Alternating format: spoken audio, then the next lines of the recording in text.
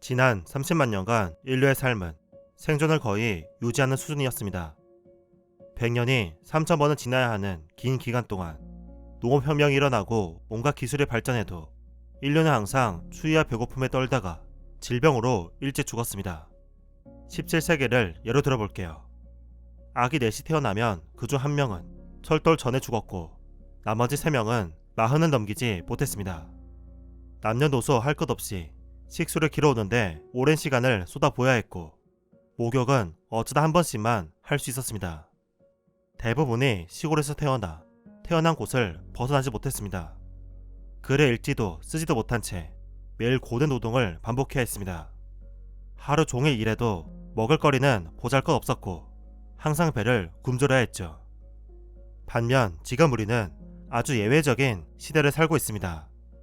배부르고 따뜻하고 마음 먹으면 세계를 돌아다닐 수 있는 기대 수명이 19세기 전보다 2배의 삶을 살고 있죠.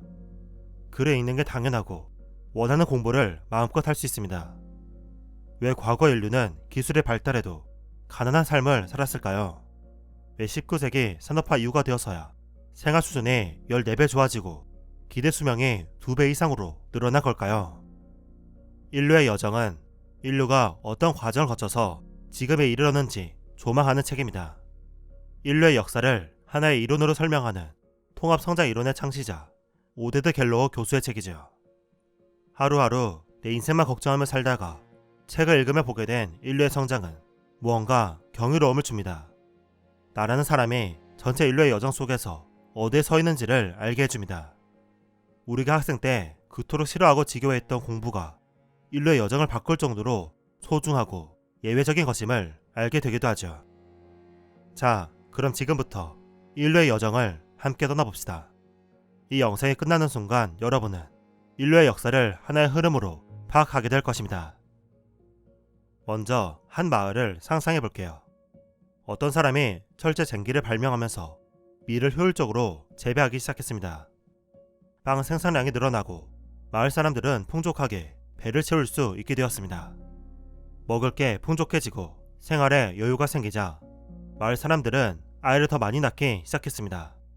점점 인구는 증가했고 마을의 최대 생산량은 정해져 있었기에 마을 사람들에게 돌아가는 빵이 점차 줄어들었습니다. 결국 1인당 받게 되는 빵의 양이 처음 수준으로 생존이 겨우 유지되는 수준으로 떨어지게 되었죠. 기술 혁신으로 잉여 생산량이 발생하면 인구가 늘어나면서 생활 수준은 원래대로 돌아간다. 이것이 영국의 학자 멜서스가 말한 빈곤의 덫입니다. 인류가 아무리 기술을 발전시켜도 인구만 증가할 뿐 항상 배를 굶주려야 했던 이유이죠. 다음은 전 세계의 1인당 소득 수준을 보여주는 그래프입니다. 18세기까지 여러 기술과 혁신이 일어났지만 한 명이 누릴 수 있는 생활 형편은 그대로였다는 것을 보여주죠. 지난 30만 년간 인류는 멜서스의 덫에 갇혀 있었습니다. 그런데 19세기 산업화 이후부터 인류는 갑자기 덫에서 빠져나왔습니다. 그래프를 보면 1인당 소득이 갑자기 폭발적으로 치솟아 오르죠. 무슨 일이 일어난 걸까요? 이것이 한동안 성장의 수수께끼로 남아있었습니다. 단순히 산업혁명 때문에 인류가 먹고 살기 편해졌다고 하기에는 설명이 부족했습니다. 그 전까지 기술의 진보는 인구만 증가하게 만들 뿐 생활 수준은 그대로였기 때문이죠. 인류의 여정은 19세기 인류가 임계점에 도달했다고 말합니다. 99도였던 물에 1도가 더해지면 갑자기 상전이가 일어나 수증기가 되는 것처럼 인류의 인구 규모도 어느 시점이 되면 임계점에 도달해 큰 변화가 일어난다고요. 인구가 늘면서 도시에 새로운 물건, 도구, 일거리가 쌓였습니다. 시장이 커지면서 일이 분업화되고 전문성이 커졌습니다. 기술 혁신이 이루면 큰 부자가 될 만큼 수요와 시장이 뒷받침하고 있었기에 기술자는 혁신을 이루고자 했습니다. 기술 혁신은 다시 인구를 증가하게 했고 인구가 증가하면서 기술은 더 진보했습니다. 스스로 강화하는 피드백 고리가 만들어진 것입니다. 인구의 구성 요소도 달라졌습니다.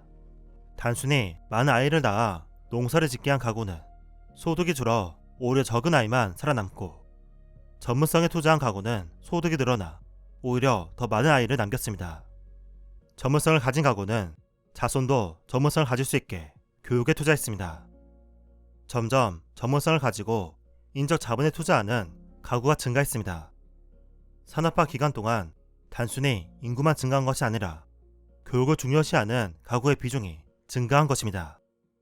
인류는 이제 역사상 처음으로 아이를 최대한 많이 낳기보다는 적게 낳아서 제대로 키우는 데 집중하게 됩니다. 이것이 정말 중요한 변화인데요.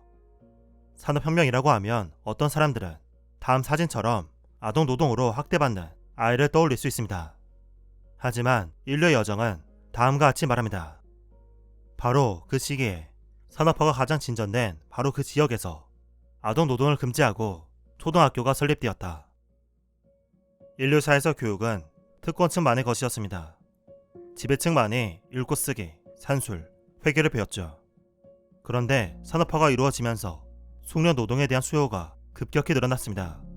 읽고 쓰며 계산할 수 있는 노동자가 필요해진 것입니다. 처음에는 기계 사용법만 알려줘도 괜찮았습니다. 그런데 기술이 빠르게 발전하면서 그 다음부터는 어떠한 기술이라도 금방 배울 수 있는 기초 역량이 필요해졌습니다. 특정 과업에 대한 교육이 아니라 폭넓고 유연한 기초 교육이 필요해진 것이죠. 그러자 산업가들이 자신의 이익을 위해서 노동자의 교육에 힘을 썼습니다. 전 세계 산업가들이 공교육 제공을 압도적으로 지지하고 정부가 초등학교를 만들도록 압력을 가했습니다. 산업가뿐만 아니라 부모도 아이를 더 이상 노동시키지 않았습니다. 기계가 아동이 하던 단순한 일을 자동화하면서 아동 노동의 수익성이 줄어들었기 때문입니다. 아이를 일시키기보다는 공부를 시켜서 나중에 고급 노동을 시키는 것이 더 이득이었던 거죠. 부모가 아이에게 일을 시키지 않고 산업가 또한 아이가 교육되기를 바라면서 아동 노동은 점차 없어졌습니다. 사실 아동 노동은 산업화 이전부터 존재했던 일입니다. 수렵 채집할 때든 농사를 할 때든 생존을 유지하려면 아동 역시 일을 심하게 해야 했습니다. 아동 노동은 산업혁명 이후가 되어서야 중단된 것입니다. 산업화 이후 인류는 인적 자본에 투자하게 됩니다. 제조업, 상업, 서비스업 등 웬만한 직업을 가지려면 문해력, 산수 능력, 다양한 기술을 갖춰야 했기 때문이죠. 부모는 소득이 늘어나면 출산을 더하는 것이 아니라 이미 낳은 자녀의 교육에 투자했습니다. 그렇게 인류는 멜서스에 덫에서 풀려났습니다. 높아진 소득은 인구 증가로 이어지지 않고 인적 자본 형성으로 이어졌습니다. 이것이 과거 인류보다 지금 우리가 14배 이상으로 더 잘 살게 된 비결입니다. 의학 기술이 발전하고 기대 수명이 늘어나면서 인적 자본의 중요성은 더 커졌습니다.